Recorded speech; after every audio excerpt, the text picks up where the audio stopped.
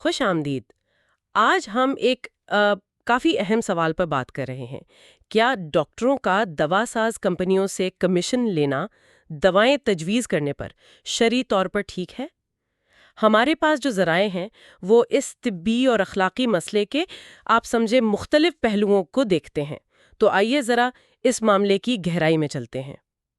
اچھا، تو ذرائع سب سے پہلے جس بنیادی بات پر زور دیتے ہیں وہ تو یہی ہے کہ ڈاکٹر کی پہلی ذمہ داری مریض کی بھلائی ہے۔ یہ اصول تو بہت واضح لگتا ہے نا؟ بالکل، جی ہاں، اور ذرائع نا اس بات کو بہت صاف کہتے ہیں کہ مریض کی مصلحت اور خیر خواہی، یعنی وہ چیز جس میں مریض کا فائدہ ہو اس کو سب سے آگے رکھنا، یہ ایک آپ کہہ لیں شرعی اور اخلاقی ذمہ داری ہے۔ اچھا، تو کوئی بھی ایسا کام جو اس کے خلاف جائے، خاص طور پر اگر ذاتی مالی فائدے کے لیے ہو، وہ صحیح نہیں ہے۔ تو مطلب یہ ہوا کہ اگر کوئی ڈاکٹر ہے وہ صرف کمیشن کے چکر میں کوئی دوا لکھ رہا ہے اور یہ نہیں دیکھ رہا کہ مریض کے لیے اصل میں کیا بہتر ہے، تو ذرائع کے مطابق یہ تو بہت غلط ہے، اسے دیانت کے خلاف کہا گیا ہے۔ جی، دیانت کے خلاف اور گناہ بھی۔ گناہ بھی؟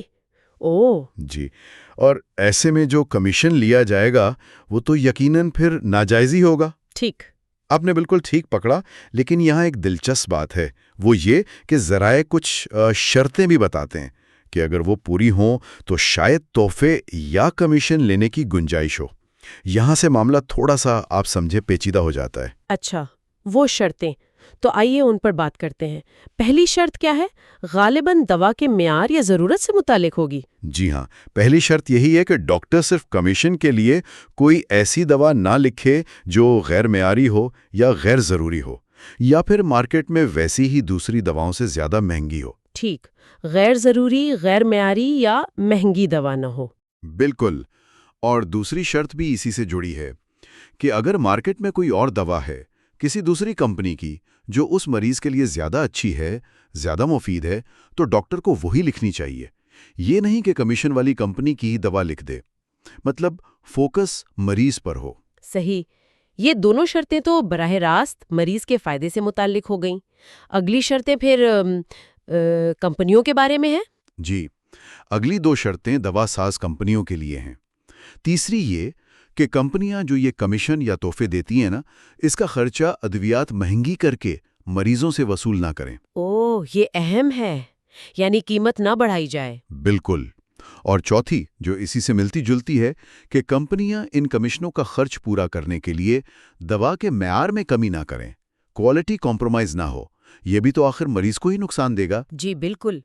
اور آخری پانچویں شرط؟ پانچویں شرط ایک طرح سے آپ سمجھیں ان سب باتوں کا نچوڑ ہے اور واپس بنیادی اصول پر آتی ہے کہ جو دوا لکھی جا رہی ہے وہ واقعی مریض کے لیے فائدہ مند ہو اور اسی جیسی دوسری دواؤں کے مقابلے میں بلا وجہ مہنگی بھی نہ ہو۔ تو یہ تو کافی کڑی شرطیں لگ رہی ہیں، یعنی اگر ان میں سے ایک بھی شرط پوری نہ ہو رہی ہو تو؟ ذریعہ اس بارے میں بالکل واضح ہے کہ اگر مذکورہ بالا شرائط کی رعایت نہ کی جائے، یعنی ان میں سے ایک بھی شرط نظر انداز ہو گئی، تو پھر یہ کمیشن لینا اور دینا ڈاکٹر اور کمپنی دونوں کے لیے ناجائز ہے۔